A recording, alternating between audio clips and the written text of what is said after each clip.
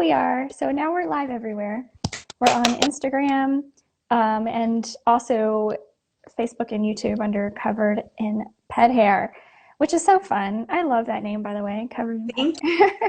you. Thank you. Thank you. It started as a dating blog covered in dog hair when I just had dogs and was single. And then it became covered in pet hair when I went with my business partner. We started a podcast together and we both had dogs and cats. So, and then we stopped doing that and I kept the name. So that's it.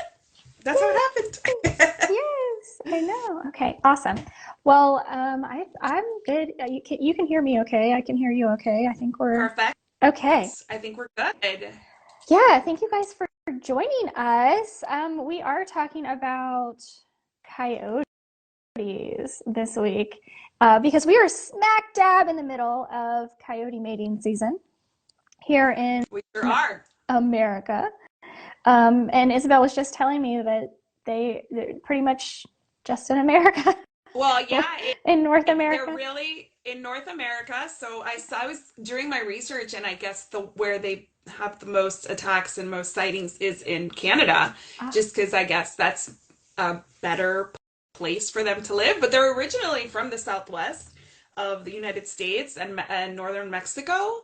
Right now is their mating season. It starts around December and goes through the end of mid-March, more or less, and that's when they start having their babies, which is referred to as birthing season. yeah, that was actually, I was going to say, I don't know what is more dangerous, mating season or the birthing season, like when, the moms are raising their pups, because that you can only imagine, right? What they are willing to do if they perceive a threat Yes. to their babies. Well, what's really cool about it is, well, first of all, they mate like permanently. Like it's not just like dogs and cats where they just, have their fun and then go their separate ways. Coyotes only mate once a year and they actually have like mating rituals and the female selects a male and he stays and he actually helps raise the babies. So not only are we dealing with protective mom, we're dealing with protective dad, and we're also dealing with them protecting each other during the mating season because they're committed now, right? Like that's my partner. I'm you know procreating with this other creature, so now we have to protect each other. So yeah, there's a lot of layers of defensiveness that they have to consider together. It's really kind of interesting. I love to see it, right? I love to see that coyotes are way more complex than I thought, right? We don't put a lot of thought into this until we do a little digging, and they definitely are the smaller, they're on the smaller side, so they do have a lot to protect themselves from. And if you go somewhere where there's a lot of them and few resources, then now they're, competing with each other for survival, for the survival of the babies and all that. So yeah, it's a lot for the coyotes. My heart goes out to them, but also I feel like the more we see coyote attacks happening, which there was one in the Connecticut shoreline recently. There's been a couple in Charleston because I write for in those two areas. I write for clients there, and I've been told about these two particular cases. And in Charleston, they're rabid, like they have rabies. So we're not just talking about an attack and potential death, an injury and death of a pet. We're also talking about rabies being spread in areas. So it's a really important conversation that we're having today. Yeah, no, rabies is absolutely something that is just devastating. Um, I mean, fatal, Yeah. right? And in the worst way. And so I'm sure we'll want to touch on that. But okay, interestingly, when I lived in San Diego, I lived in this really, really, really tiny neighborhood. It was like 6 streets, like super, super tiny. And we were surrounded on all sides with coyote dens. So you're walking through the neighborhood and you go down one street and there's these paths in between some of the houses, going up into the mountains. And literally every single one of them, there were three inside of the neighborhood. They all go up into the mountains. There were different coyote dens in every single one. And then across the street from the neighborhood were was a hillside, and there were more coyotes. So literally our entire neighborhood was surrounded with various coyote dens. And I am not a morning person, so I never saw this, but people in the neighborhood, because we have our little like neighborhood group chats, whatever. Right? Um, they would be up early in the morning, 4 or 5 o'clock in the morning, walking their dogs because they've got to go to work that day, and they're just right in the middle of the street. They come up on a coyote in the middle of the street at 4 or 5 o'clock in the morning. So fortunately, the 8 years or so that I lived there in that neighborhood, in that house, I never heard, like, nobody ever said that their dog or cat. Of course, sometimes we don't know with cats. If you're the kind of person that is just like, I have an outdoor cat or I have an indoor outdoor cat and they come and go as they please, you may never know what happened to them. But I never heard of anybody saying that their dog was killed by it in my neighborhood. Outside of my neighborhood, I definitely heard, about that. It happened all the time. Um, so there are definitely things that we should be like. Prevention is always the best medicine. I don't care if we're talking Yes. about the health of our pets or safety with predators. Prevention is always, always, always the best medicine. Yes. So that's my little story. Yeah, it's true. So I live in El Paso, and we have we're not very wooded, so it's desert, and we have a state park. Like, I live on the west side, we have a state park. Thankfully, on my street we don't have much wildlife. We're actually the street that backs up to the state park, but it's there's like a kind of like an elevation difference, so they don't really come to us. It's not as easy. They go kind of a little bit further east through the state park, and there's a lot of wildlife, including coyotes. And people have said, like, my cat's missing, and people are like, well, there's no way of knowing, or people have seen it on their Ring, doorbell camera where, coyotes like lurking around. And what we want is to first of all know that it is peak mating season right now, which means that they're out and about looking for mates. So right now we need to take a little more precaution just because they're out and about, but also just know that anything could be a den. Like, in our area, it's like there's like lots of rock formations, so they can den in there. They can den in fallen trees in the woods. Like, they can den in a lot of places. So, the biggest thing is knowing that they exist all year long. All year long they can be out there, because like there's a process, right, of their development from mating to birthing. Then, you know, they nurse their babies apparently till like June. So birthing season is between April and May, and then they nurse until like June. And then after that, they have to teach the babies how to hunt and stuff. And sometimes at the beginning, they're regurgitating food for them so they can transition to solids. And then at some point, they bring them dead animals so the babies can start eating. And then at some point, they bring them live animals so that the babies can start hunting. So there's a whole process of what happens in a coyote's life. And that means that there's always a need for food. And if our cats are out there, they can become food. And if we maybe go off of a trail, we're hiking and we go off trail, that's another way we can stumble upon a den.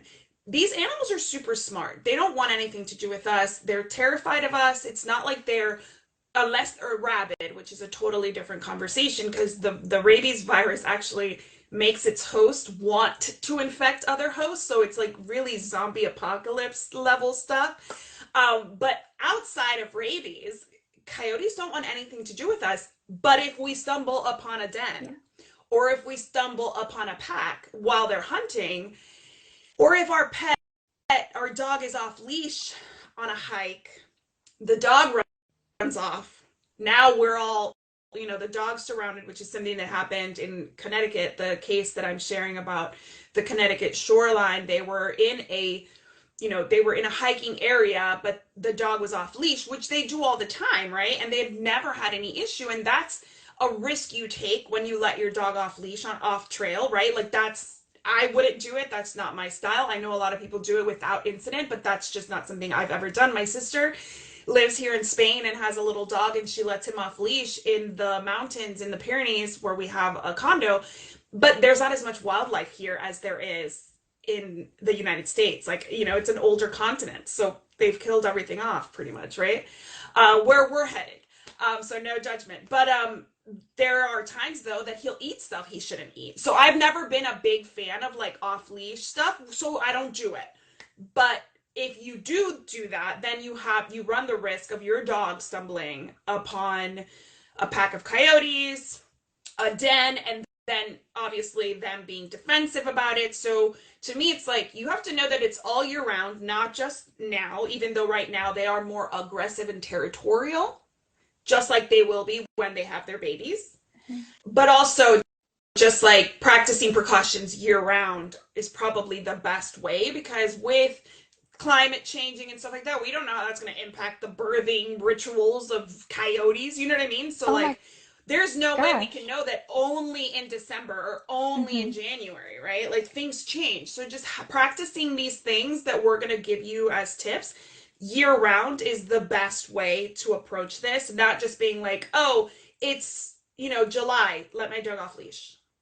Yeah, that's actually so interesting that you're talking about climate change, which is not one of my favorite topics, I will admit. But there is something happening. And I saw a TikTok video the other day. I think the lady was in Texas, if I'm not mistaken, and she has this giant tortoise. And I have seen other videos in the past. There are people that have turtles and tortoises, and they just naturally know at what time of year they bury themselves sometimes pretty deep. I think it depends on the species and how big they are, but they know how deep to bury themselves. And then the people that have these pets, they know they're, I don't know what is the word, ruminating, I'm not sure, in their backyard through the winter, and they kind of have an idea of when they should bring themselves back out, when they're going to kind of wake up and come back out, and they might come out and help them, unbury them, whatever.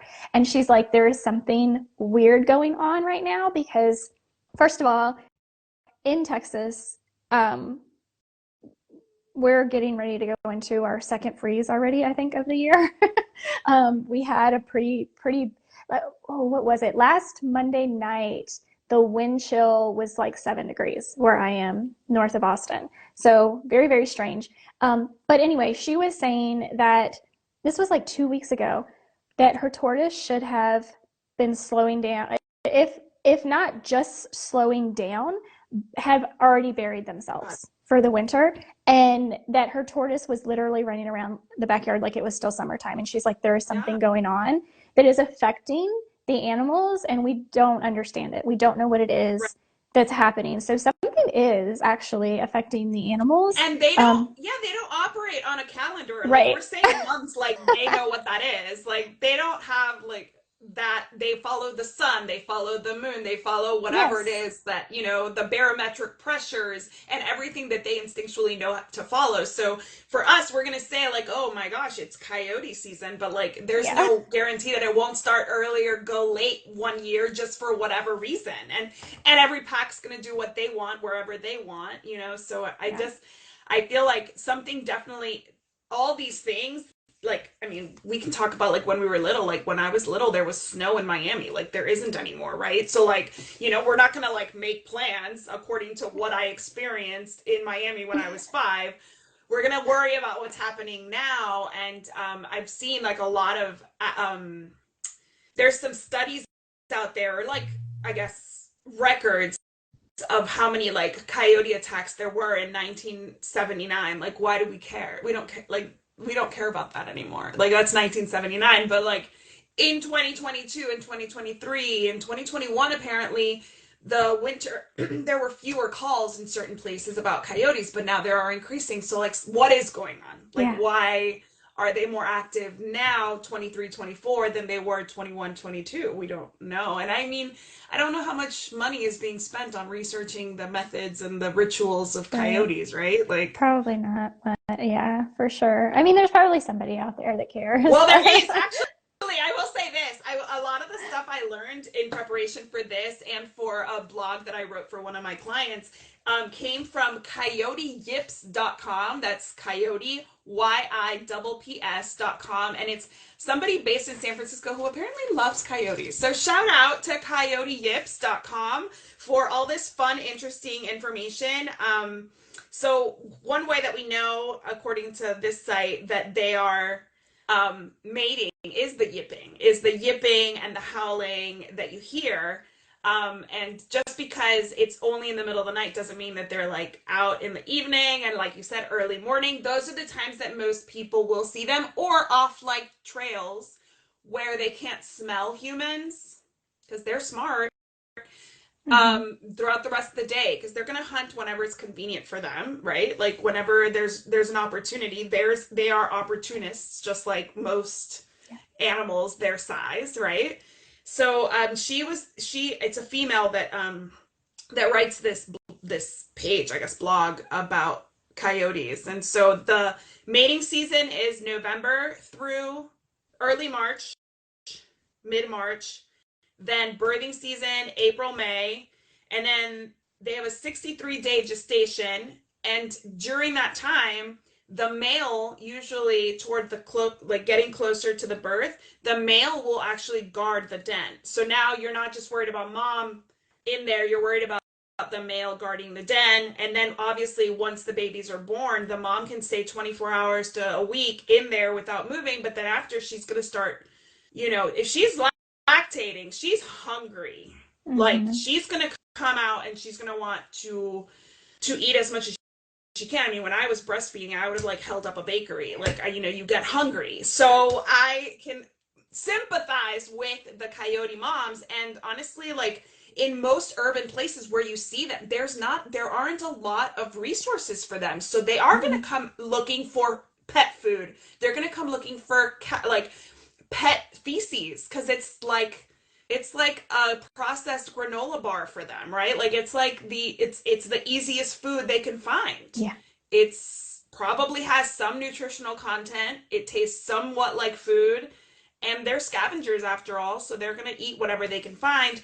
Um, Trash, right? Like they're not the only wildlife we have to worry about getting into our trash cans. Thankfully, knock on wood, we don't have that problem, but I know people have raccoons and people have, skunks, and people have rats and things going into their trash, no different from a coyote. And they'll also obviously come for a pet if it's Yeah. small enough that it, doesn't feel threatening to them. And if they're in a pack, they'll go after a bigger pet, because the dog it was a situation where the dog ran off into like it was in a wooded area already. They went off trail, and the lady, the owner, couldn't find the dog, was looking for the dog, couldn't find the dog. Thankfully, another hiker found the dog. And when the hiker found the dog was surrounded by, I believe, six coyotes, if not four. I may be confusing, but that was it. That was 4 to 6 coyotes were surrounding Yeah. this dog. And the dog was a boxer looking mix that was pretty substantial in size. But of course, like 150 to 80 pound dog versus 5 coyotes, Yeah. it's a good standoff, Yeah. right? And the guy was able to get the coyotes away. He made noise. He scared them off. Again, they're scared of us. They're scared of humans. It wasn't worth it to them to fight him, right? So they ran off. But the dog had lacerations all over her. They were nipping at her private parts, like they were going to take her down from behind. So they got to her. She got really lucky that a human showed up. But again, like you said, like if you have an outdoor cat, you'll never know. No, there will be no signs for Well, sure. actually, Um, somebody posted something on my page where I shared something, and they said that somebody locally, I don't know where they are, so I can't tell you, in North America, that some like hunter or hiker had come across a den and found like a ton of like cat remains So it usually, like, they eat rodents, Yeah. they eat small mammals, and they eat cats because that those are the easiest ones, especially in a pack, right? Like they can take down a cat pretty easily. They're really agile. Yes. And yeah, so no dog is exempt from this, and they will scale a wall. Like, Yes. this is not like something that, even in when I lived in San Diego, even though I had a wall basically around, and it was a cement wall because it was against a road, a road. So it was put there, I guess, by the city to prevent the Right. noise or whatever.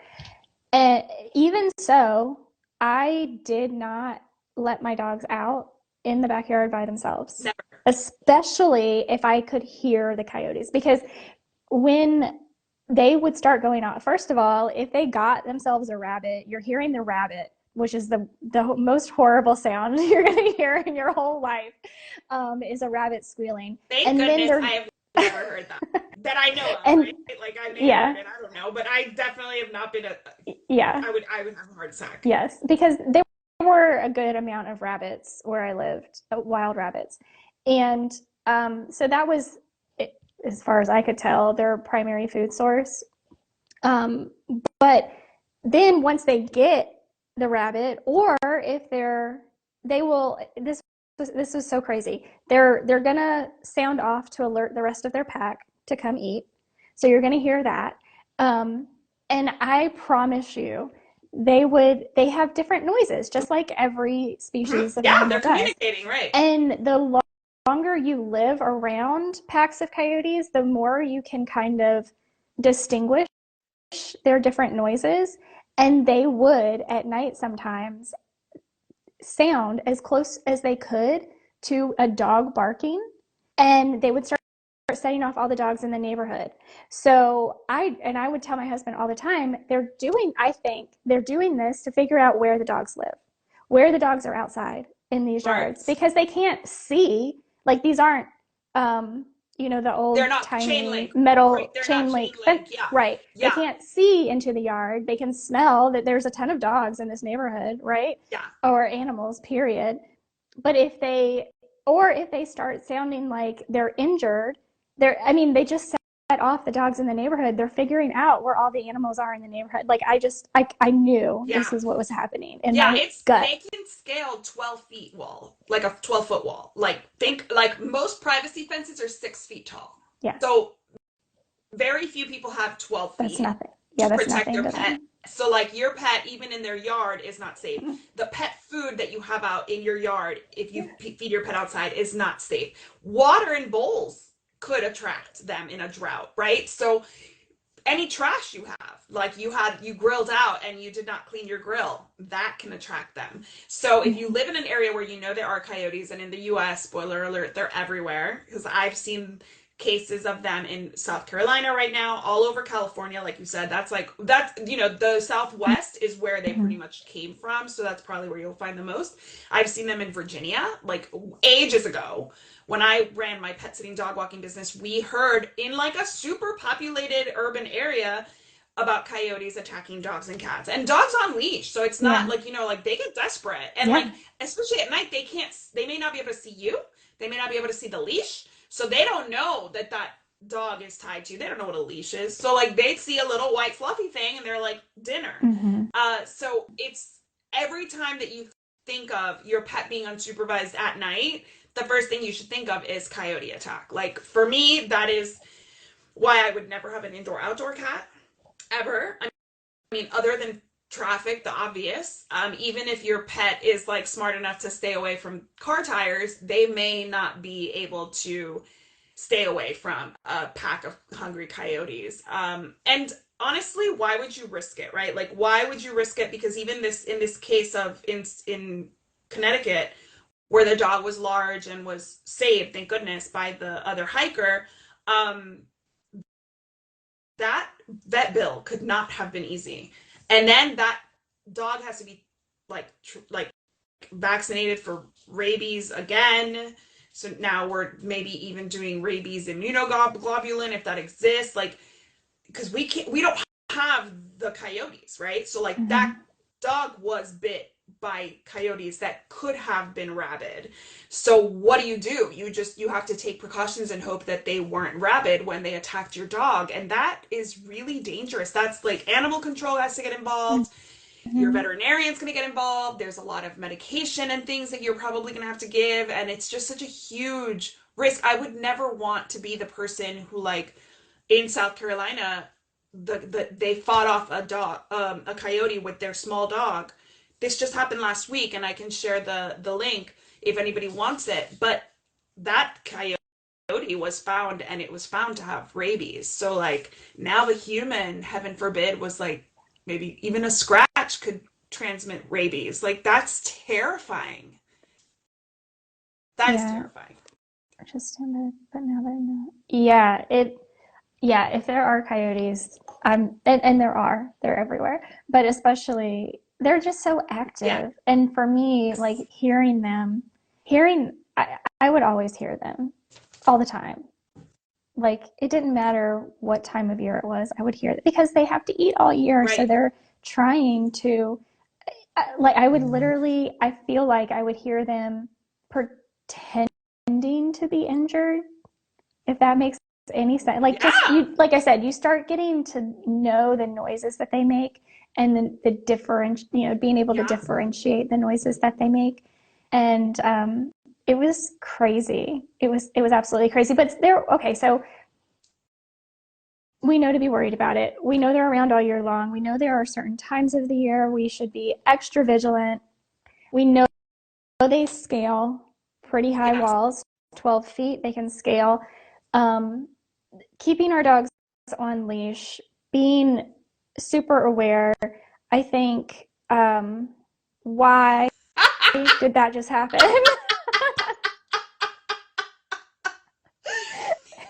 I think Instagram really, really wants everybody to keep their dogs on leash because they set off fireworks behind Jessica when she said that. And so I'm with you, I Instagram. know. Like, preach, Instagram.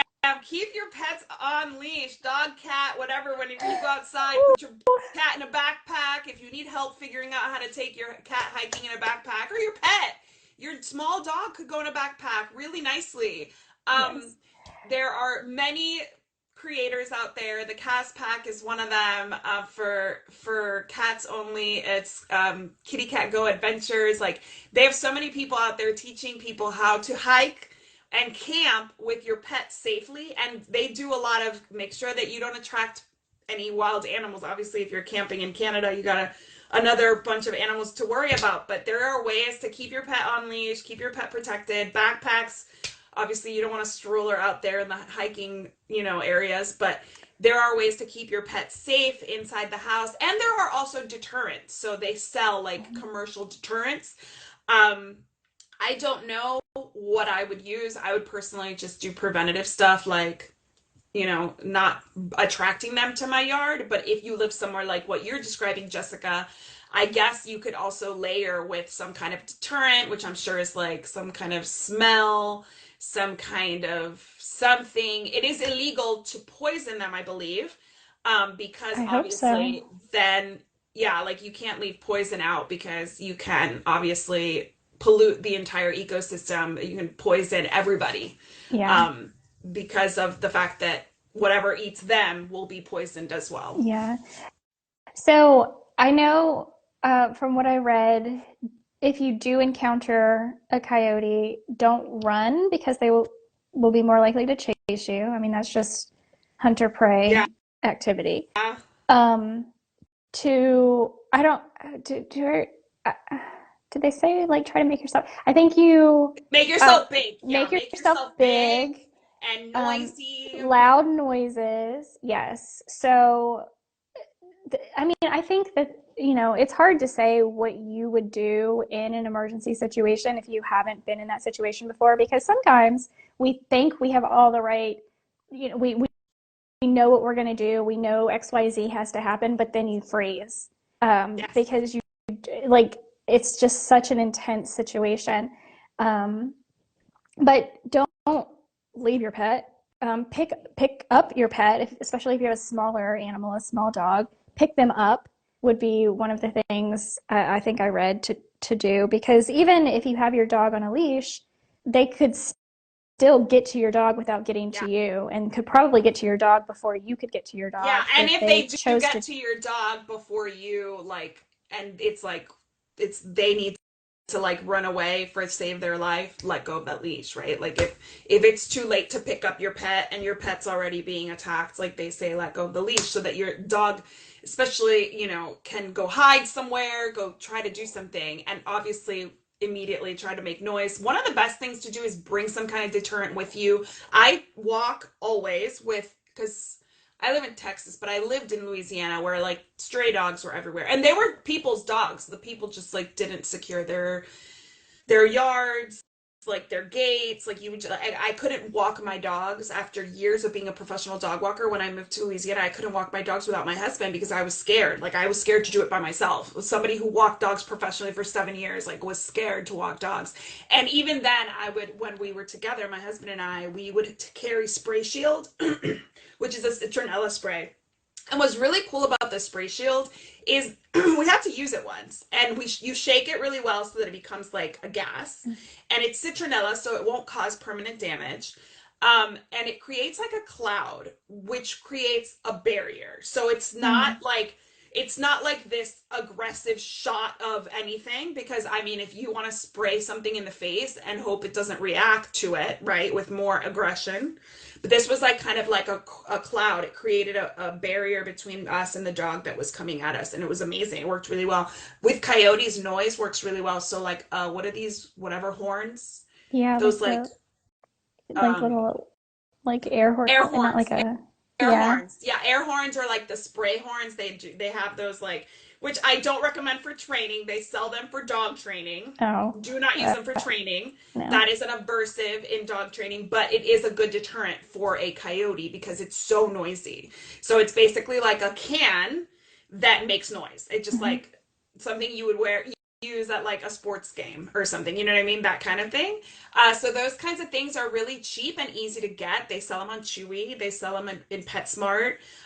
They're not like illegal in any way. No pepper spray, mace, that kind of stuff gets a little more iffy when you look at different jurisdictions and what's allowed and what's not. But like a citronella spray is allowed everywhere from my understanding, and like the air horn is a great thing, and they sell different sizes of them. You might just have to replace it more often if you buy one that's on the smaller side, but it's an easy thing to throw in your hiking. Like if you have a fanny pack or a backpack that you use for hiking, it's an easy thing to use or to throw in there, because you want to have layers. You want to be able to like prevent, and obviously if you're going somewhere where it might be inevitable, like a hiking trail, you Hmm. don't want to stay home, you don't want to stop doing the things you love, but now that you know, just have like a little bit of a plan in place.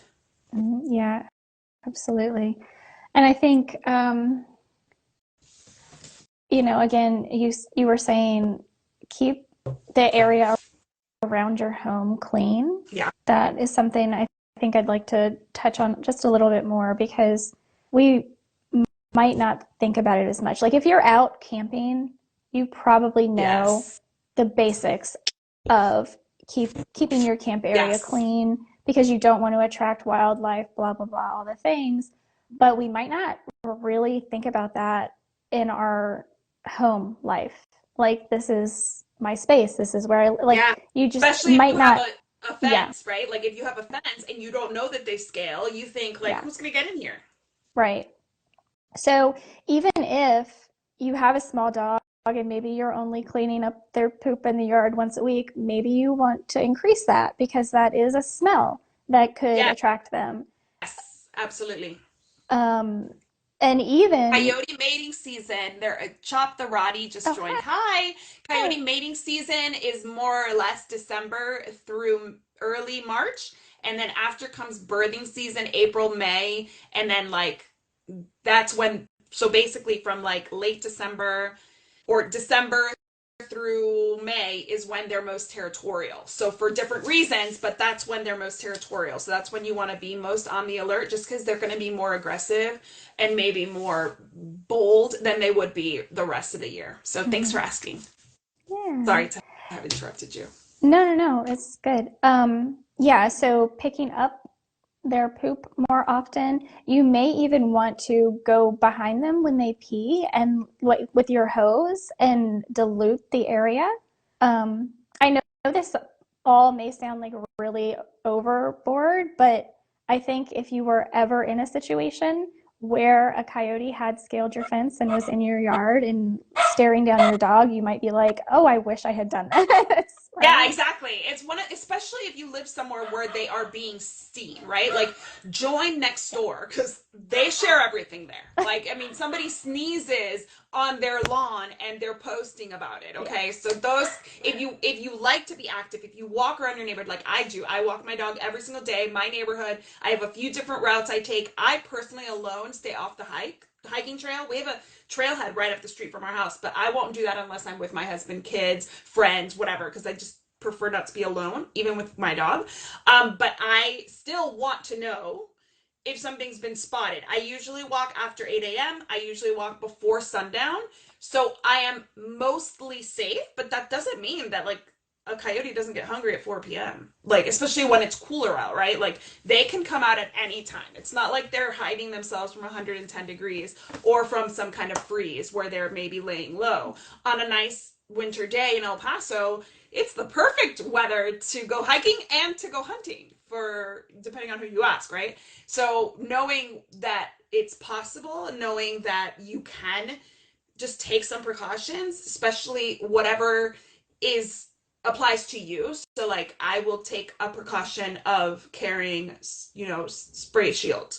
I do that every day. I do that not just for coyotes, but for everything. Mm-hmm. But somebody who goes hiking might need to do the spray shield and an air horn. And they may, Mm-hmm. want to have some kind of, really loud, I don't know, like if you have like your, a camping kettle or something like that and a stick, right? Like something really loud and really offensive.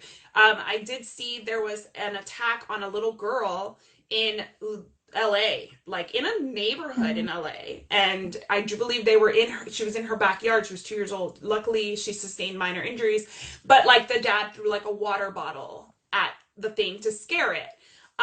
Again, like I even saw that on our local like media page, Fit Fam El Paso, where a dog was chasing a kid and the kid threw a water bottle. So having something that like if I encounter anything, I have this to protect myself.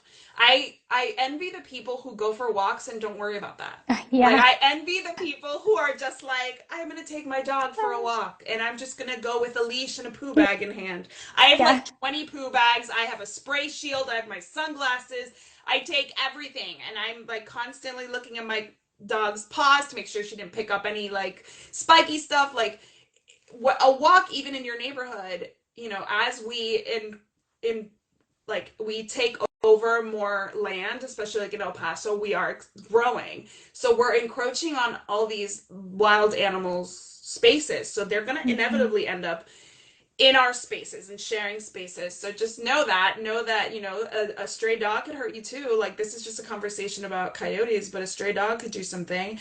And if you only let your dog out in the yard, but you are somewhere where people are seeing dogs on their next door app or they're on the next door app or on their ring cameras and they're talking about it, that's a sign to you that you need to take precautions because it's literally happening in your neighborhood. Like it's not Yeah. Yeah. in Charleston or in Connecticut. It's Yeah. in your neighborhood. Yes.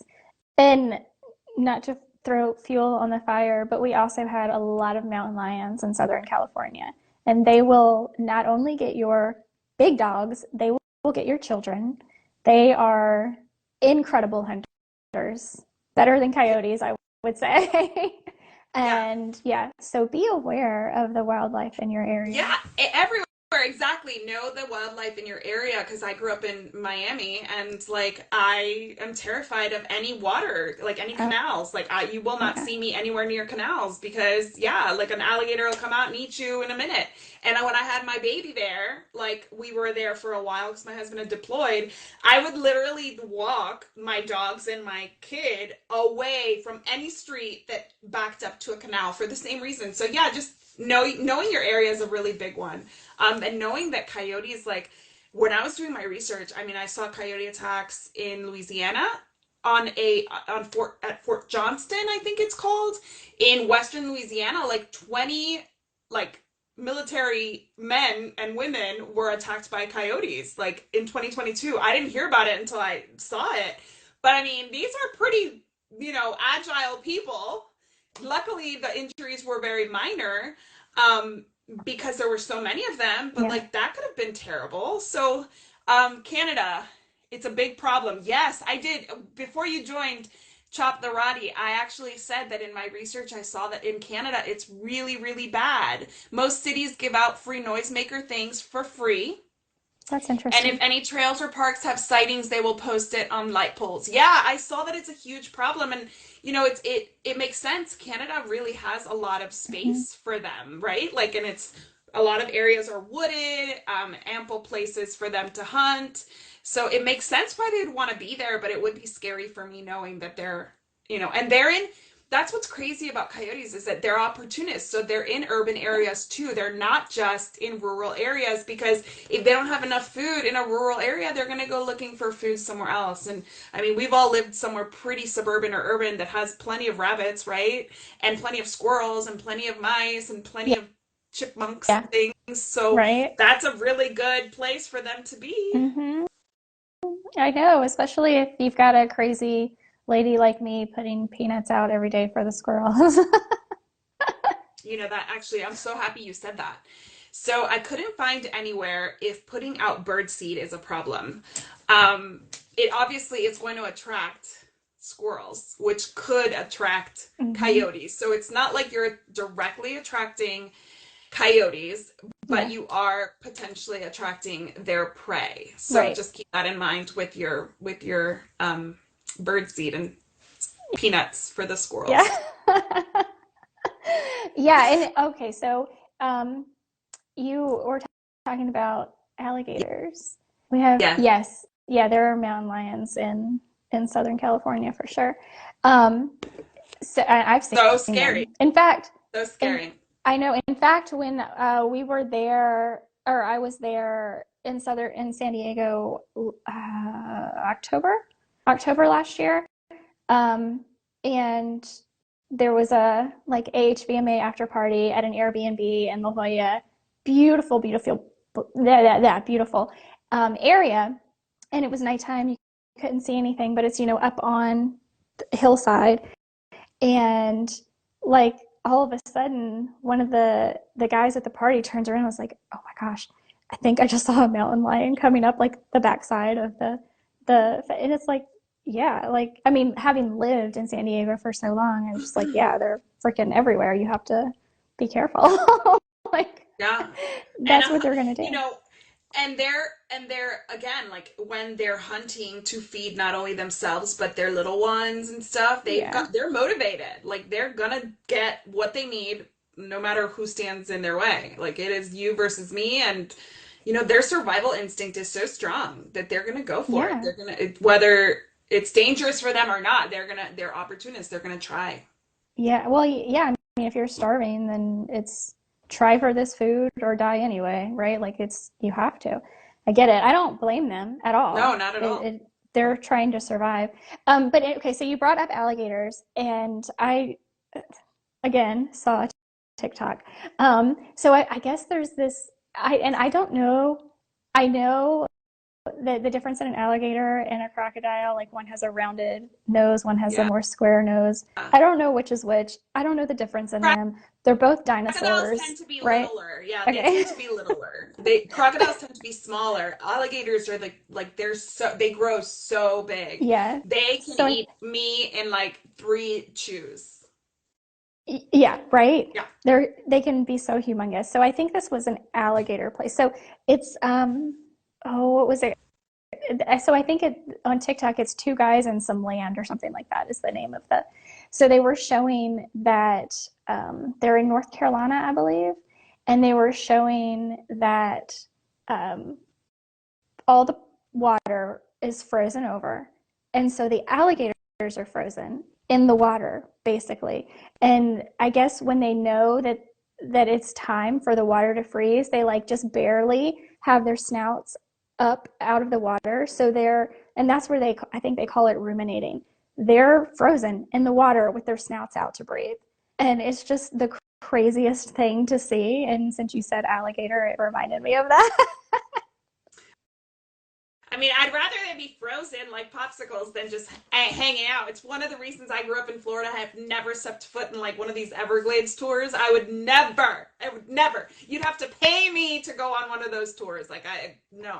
The fact that like a little kid was attacked in Disney World by an alligator is already enough to make me like think twice about going to Disney. And I'm like really like I'm aware of it. And while we were in Disney this summer, in the bus going from the hotel to one of the parks, we could see a little alligator just like laying getting sun in the afternoon. So again, like in the US and in Canada, and actually Chop the Roddy just said, due to development, they're all over major cities, not in packs, but by themselves. Actually, that's what we see a lot in El Paso too. They're not in packs.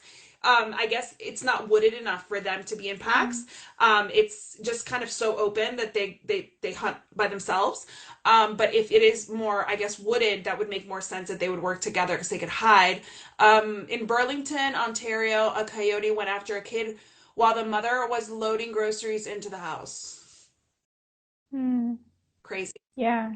crazy, crazy, crazy. And like, that is the problem, right? Like we can do so if you live somewhere where you know that that's a possibility, not to like say that the mom should have done more. Like I don't know the circumstances. I would never judge somebody under those circumstances, but like if you live somewhere where they are being spotted more than usual, go find out what deterrents you can put around your yard Yeah. that may keep them away from your property. And like hopefully your neighbors would do the same, so then your neighborhood kind of becomes like unattractive or unappealing to coyotes. And I mean, you know, the more everybody protects, the more the neighborhoods are protected, the kids are protected, the pets are protected. But you know, that's something that you have to kind of like really be proactive about protecting your own home and yard Yeah. and Hmm. land. I mean, I know that there's a dog trainer I follow that lives in Northern California, I think, and she gets bears. And like she, you know, she has been sharing the barriers and deterrents that she's used. And I didn't pay attention because there are no bears in El Paso, so like I really don't focus that much on things I read. But one she shared like one of the last things she finally bought actually did seem to work, because this bear she had already named, because he came so often, was not spotted for a while. Hmm. So you know what I mean? Like there are things on the market for those cases. And if you have land somewhere where there is a lot of Hmm. coyote activity, like there's a lot of layers you need to employ. It's not just, oh, I don't let my dog out at night. Yeah, and I've seen certainly in the past decade or so a bunch of a couple of different types of harnesses for dogs that like jackets for dogs Ah, that have spikes on yes. them. So, and I've seen a couple different types. Like some of them look like metal spikes, and some of them look almost like that the crazy like oh I don't know Yeah, yeah. plasticky just They look like everywhere. studs on Yeah, like a biker's jacket, like the studs, but like huge. yeah, But the only yes, thing is, it really has to be the right size so that it yeah, doesn't move while they're being attacked, and it hmm, also has to protect the neck and the butt, right? yeah, So like to yeah, me, it's like I see some that just like look pretty cool, like that's awesome that the pet's wearing something like so heavy metal, right? But is it really going to be effective? And I'm sure it's not cheap. yeah, So I would say definitely, if I mean if there's nothing else, right, like by all means it's something, right? Like yeah, because they're certainly going to go for the throat or like you said the hind yes. end, but I could also see if it's a human with a small dog and they're just trying to quickly get in and grab the small dog, I mean you have to go for the largest mass to Yes, get a good hold of that's true. something. So, I mean it's all up Especially in if the it's air, but sized right, like mhm, tight enough that it wouldn't move. I mhm, feel like that'd be really good. And the when we're talking about spikes, we're talking about like yeah, spikes. Like big it looks spikes. like your pet is a Yes. porcupine. I just googled coyote deterrent for yard. ammonia soaked rags or apply an area with a squirt bottle. They don't like ammonia apparently. But what's really cool is this like mask came up that is solar panel, like it's solar powered nocturnal animal repellent predator control. So it looks like a predator. And I guess you put it on your yard, on your fencing or something. Look it up. It's super funny. It looks like my Cleopatra mask that I bought for my wrinkles. It looks just like it. It's so funny. It's got the head of like a think of like a cat Uh-huh. with like red eyes. So I guess that they think that there's a predator there in your area, Yeah. so they find somewhere else to go. That's interesting Isn't it cool? that they would say, well, yeah, but it's also interesting that they would say ammonia because I would think, cat's urine has a lot of ammonia in it. And No. that would be like, okay, I know cats are there. All urine has a lot of ammonia because I did a show about Uh, that. I actually played a game about like what's in pee, hmm and it's not just, I mean, cats' urine smells more like hmm ammonia, but all urine has Has, ammonia. So that really is like it's so interesting that you should say that. I totally didn't put two and two together. Another thing, and it says like it must be reapplied over time after rain. So that's like a lot of work, maybe hmm for not a huge payoff. Motion lights, strobe lighting, blinking hmm holiday lights, they don't like that. Cayenne pepper vinegar, um, also motion activated sprinklers, right? hmm So that hmm they can like get Yeah. sprayed when they come on your lawn. But again, that's only if you don't have fencing, right? Like that would all Yeah. make sense if you don't have fencing. If you have fencing, then you're not going to put motion activated sprinklers for for your kids to be playing out Yeah. there, even though my kids Right. love that. Remove bird feeders. Remove. Yes, so bird Yeah. So feeders are a birds. problem. Dispose of fruit that has fallen from the trees. No standing water sources. Keep grills cleaned and covered. Hmm Do not feed pets outside or keep pet food containers outside. Like a lot of people will put the container outside because it's cold now. Don't do that. Garbage. Obviously, it needs to be closed, but sometimes they can open stuff. Like a lot of these animals are really, really agile.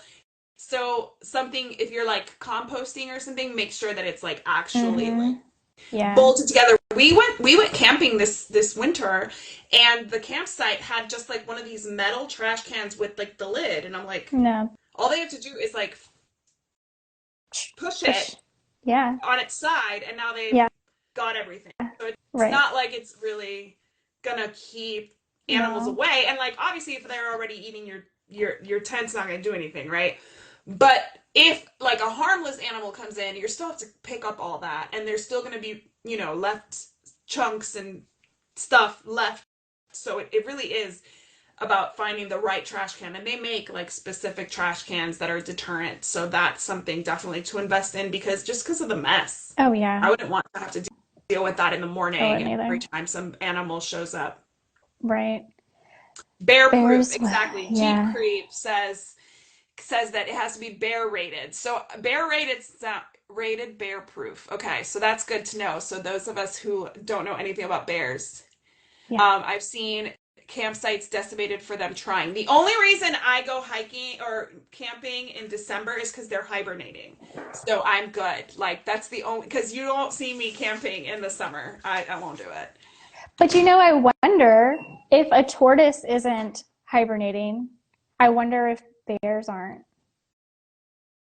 You know what? Well, because of the, I No, don't I know know. I know exactly what you're saying. I know exactly what you're getting at. You're getting at the fact that there were probably mountain lions, coyotes, and bears.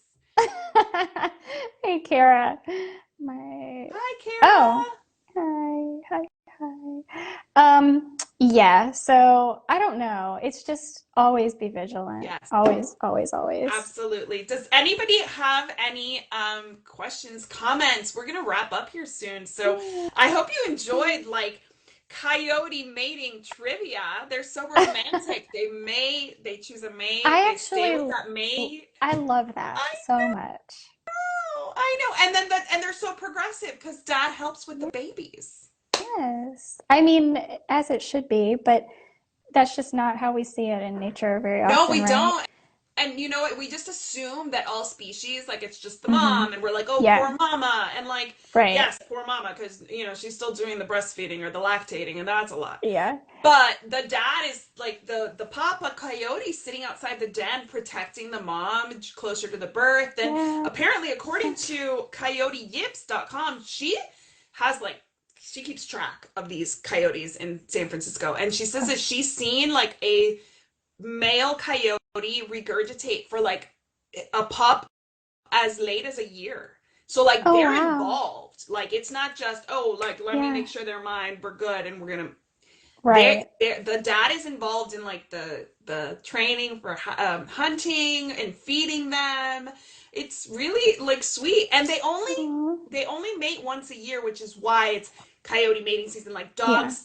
dogs do twice a year apparently. And Generally. Yeah. fun fact, fun fact, coyotes only produce sperm during mating season.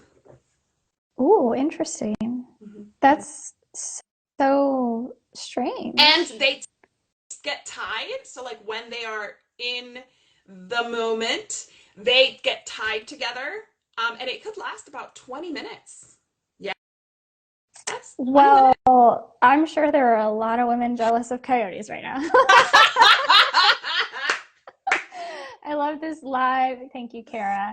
I caught a bobcat on my house camera today. Wow. I'll post the video on my page with a reminder about wildlife safety. And thank you so much. I appreciate that. I know it is like, Tag me so I can share it if I don't see yeah, it. So tag us so we can share it on yes, our stories too. Yeah. absolutely Yeah, will. we've got to remember that in the US and Canada, these continents are relatively young compared to others. So like in Europe, I mean, I never see like when I'm in Spain, I never see squirrels. I never see like anything. I mean, in Paris right now, they're like infested by rats, and like you do see that, right? You see rodents, which means they just need more like cats in uniform over there. But like here, I don't see stray cats. I don't see Mm. animals. I asked my sister, I told her what we were talking about today, and she was like, I don't think we have those here. And like we really don't. And even in the Pyrenees where it is wooded and it's where people go hiking and rock climbing, like the chances of you seeing wildlife, not to say it doesn't exist, but there's just so much less because that new development is not really happening as much. Here in my sister's neighborhood, there is new development and there are tons of rabbits, but like we don't see much as in terms of predators for the rabbits other than the local dogs. Mm. So Yeah. we have to remember It that the is. US and Canada, we still have a lot of, we share a lot of our land with wildlife. We do. And there is nothing wrong with that. We just have I love to that. Yeah, we act just have to remember. appropriately. Yes, we just have to remember that this is their land. Like they need this land more than Yeah. we do, honey. So Yes. like Yes. let's respect that, give them their Yes. space versus trying to eradicate them. Give them their Yeah. Yeah. space. Yeah. Yeah. Yeah. And if they have a thriving ecosystem, they don't need to come into our yards, right? Correct. So Correct.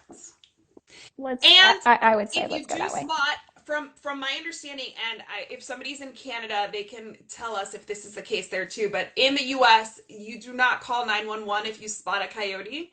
You can call the non-emergency line. You can call animal Why would control, let them you? know.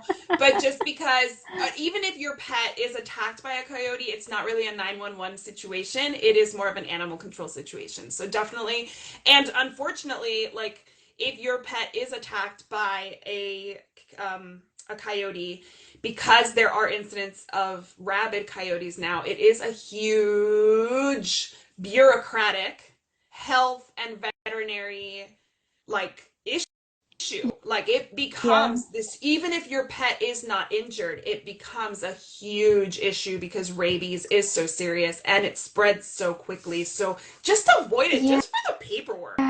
And you know what? This is so interesting. So last week's episode that I aired on the Pet Parenting Reset was with Dr. Lori Koger. We were talking all about titers.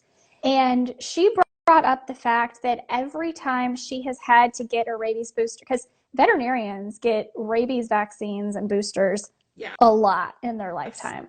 Like we don't think about it because we don't. We just don't. Like, why would we?